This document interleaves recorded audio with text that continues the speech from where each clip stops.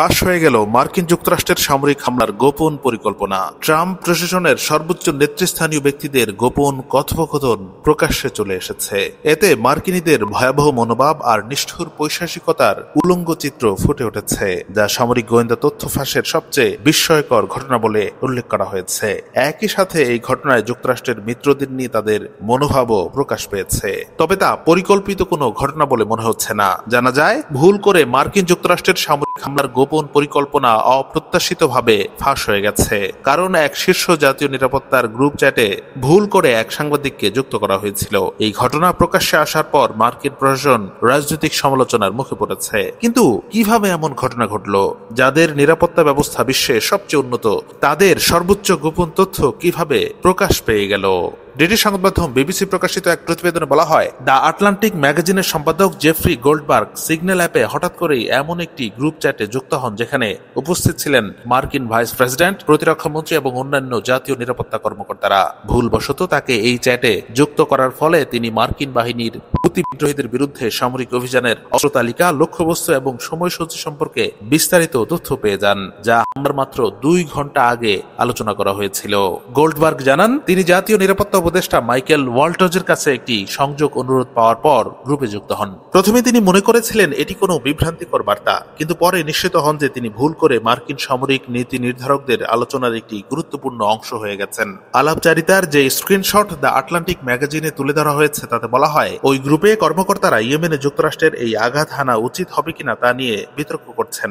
আর এক পর্যায়ে সম্ভবত ভ্যান্স প্রশ্ন তোলেন, লোহিত সাগরে হুতিদের হামলায় যুক্তরাষ্ট্রের ইউরোপীয় মিত্রদের ঝুঁকি বেশি, তাদের মার্কিন সাহায্য প্রাপ্য কিনা? ভ্যান্স বলে শনাক্ত হওয়া এক ব্যক্তি লিখেছেন, পিট হেক্সেথ, আপনি যদি মনে করেন এটি আমাদের করা উচিত তাহলে এগিয়ে যান। ইউরোপকে আবারও ছাড় দেওয়ার বিষয়টি ঘৃণা করি আমি। আমাদের বার্তা সেখানে কঠোরভাবে পৌঁছেছে, আসুন এটি নিশ্চিত করি আমরা। হেক্সেথ বলে শনাক্ত হওয়া ব্যক্তি উত্তরে বলেন, ভিপি, ইউরোপের এই বিনা খরচে লাভের প্রতি তোমার ঘৃণার সাথে আমি পুরোপুরি সহমত। এটি শোচনীয়। গোল্ডবার্গ তার প্রতিবেদনে উল্লেখ করেন, তিনি শনিবার সুপারমার্কেটের পার্কিং লটে বসে গ্রুপ চ্যাটিংটি দেখছিলেন। তখনই তিনি লক্ষ্য করেন সানায় বিস্ফোরণের খবর ছড়িয়ে পড়েছে এবং গ্রুপের আলোচনার বিষয়বস্তু বাস্তবে রূপ নিচ্ছে। অর্থাৎ ইয়েমেনের রাজধানীতে যুক্তরাষ্ট্রের ভয়াবহ বিষয়টি তিনি আগেই জেনে যান, যেখানে নিহত হন অন্তত 15 জন। আর এই মানুষের মৃত্যুর অনুমতি কত সহজেই দিয়ে দিচ্ছেন মার্কিন সরকারের শীর্ষ কয়েকজন ব্যক্তি। মৃত্যু যেন তাদের কাছে একটি ভিডিও গেমের চরিত্র ছাড়া আর কিছুই নয়। যখন ইয়েমেনে হুতি টার্গেটে মার্কিন হামলা শুরু হয়, তখন চ্যাট গ্রুপে ওয়াল্টজ লিখেন, অসাধারণ কাজ। এরপর তিনি যুক্তরাষ্ট্রের পতাকা, একটি মুষ্টিবদ্ধ হাত এবং আগুনের ইমোজি পাঠান, আর অন্য কর্মকর্তারাও এতে সাড়া দেন। কিন্তু এই সাফল্য বেশিক্ষণ স্থায়ী হয়নি। নিরাপত্তা বিশেষজ্ঞরা বলছেন, একজন বহিরাগত এই ধরনের সংবেদনশীল চ্যাটে অনুপ্রবেশ করতে পারলে তা প্রশাসনের জন্য বড় এক ব্যর্থতা। 2 দিন পর গোল্ডবার্গ জানান যে তাকে টিপিসি স্মল গ্রুপ নামে এক গ্রুপ সিগন্যাল চ্যাটে যুক্ত করা হয়েছিল, যেখানে 18 জন শীর্ষ মার্কিন সরকারি কর্মকর্তা যুক্ত ছিলেন। এই চ্যাটে ভাইস প্রেসিডেন্ট জেডি ভ্যান্স, প্রতিরক্ষা সচিব পিট হেক্সেথ, সিআই পরিচালক জন রেডক্লিফ, জাতীয় গোয়েন্দা পরিচালক তুলসী গেভার্ট, পররাষ্ট্রমন্ত্রী মার্কো রুবিও এবং অন্যান্য শীর্ষ নিরাপত্তা কর্মকর্তারা যুক্ত ছিলেন। গোল্ডবার্গ দাবি করেন, ভাইস প্রেসিডেন্ট জেডি ভ্যান্সের অ্যাকাউন্ট থেকে প্রেসিডেন্ট ট্রাম্পের সিদ্ধান্ত নিয়ে প্রশ্ন তোলা হয়েছিল। এই গ্রুপে যুক্তরাষ্ট্রের জাতীয় নিরাপত্তা উপদেষ্টা মাইক ওয়াল্টজ তার ডেপুটি অ্যালেক্স ওয়াংকে হুতিদের বিরুদ্ধে যুক্তরাষ্ট্রের আক্রমণ সমন্বয় করতে টাইগার টিম তৈরি করার কাজ দেন। হোয়াইট হাউসের প্রেস সচিব ক্যারোলিন লেভিট এক বিবৃতিতে বলেন, উপর চালানো হামলাগুলো অত্যন্ত সফল হয়েছে এবং প্রেসিডেন্ট ট্রাম্প তার নিরাপত্তা টিমের প্রতি সম্পূর্ণ আস্থা রাখেন। তবে প্রতিরক্ষা মন্ত্রী পিট হেক্সেথ বিষয়টি ধামাচাপা দেওয়ার চেষ্টা করেন এবং গোল্ডবার্গকে অবিশ্বস্ত সাংবাদিক বলে আখ্যায়িত করেন। এই ঘটনা ডেমোক্রেট এবং কিছু রিপাবলিকান নেতাদের মধ্যেও তুমুল আলোড়ন সৃষ্টি করেছে।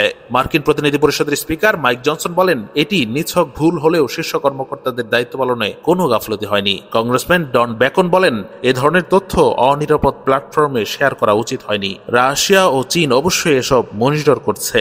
এমন স্পর্শকাতর তথ্য যখন এত সহজে প্রকাশ পেয়ে যায়, সেখানে রাশিয়া চীন তো ওত পেতেই থাকে। তারা না জানি আমেরিকার আরো কত তথ্য জানে। এদিকে ডোনাল্ড ট্রাম্প এই বিষয়ে অজ্ঞতার ভান ধরেছেন। তবে ডেমোক্রেট আইন প্রণেতারা এই ঘটনার সম্পূর্ণ তদন্ত দাবি করেছেন। ডেমোক্রেট সিনেটর চাক শুমার বলেন, এটি সামরিক গোয়েন্দা তথ্য ফাঁসের সবচেয়ে বিস্ময়কর ঘটনাগুলোর মধ্যে একটি। জাতীয় নিরাপত্তা পরিষদ আটলান্টিকের প্রতিবেদনের বেশিরভাগ তথ্যই নিশ্চিত করেছে এবং বিষয়টি তদন্তাধীন বলেও জানিয়েছে। বিশ্লেষকদের মতে সিগন্যাল অ্যাপটি সাংবাদিক ও সরকারি কর্মকর্তাদের নিরাপদ যোগাযোগের অন্যতম মাধ্যম। এতে বার্তা স্বয়ংক্রিয়ভাবে মুছে যাওয়ার সুবিধা থাকলেও এই ঘটনায় দেখা গেল যে একটি ছোট্ট ভুল কিভাবে জাতীয় নিরাপত্তার বিশাল ঝুঁকি তৈরি করতে পারে। এই ঘটনাটি যুক্তরাষ্ট্রের সামরিক নীতির গোপনীয়তা ও নিরাপত্তা ব্যবস্থার দুর্বলতা প্রকাশ করেছে। এই ঘটনায় বড় ধরনের ভুলের বিষয়টি স্বীকার করে নিয়েছেন যুক্তরাষ্ট্রের ন্যাশনাল সিকিউরিটি কাউন্সিলের মুখপাত্র ব্রায়ান হিউজ। কিভাবে নিরাপত্তার সঙ্গে জড়িত না থাকা এক ব্যক্তির নাম্বার এই গ্রুপে যুক্ত হয়েছে তা পর্যালোচনা করে দেখা হচ্ছে বলে জানিয়েছেন তিনি। তবে হোয়াইট হাউস এক বিবৃতিতে জাতীয় নিরাপত্তা টিম ও মাইকেল ওয়াল্টজের পক্ষে সাফাই গিয়েছে। কিন্তু তবুও ওয়াশিংটনে গুঞ্জন রয়েছে এই ঘটনায় উচ্চ পর্যায় থেকে পদত্যাগের ঘোষণা আসতে পারে।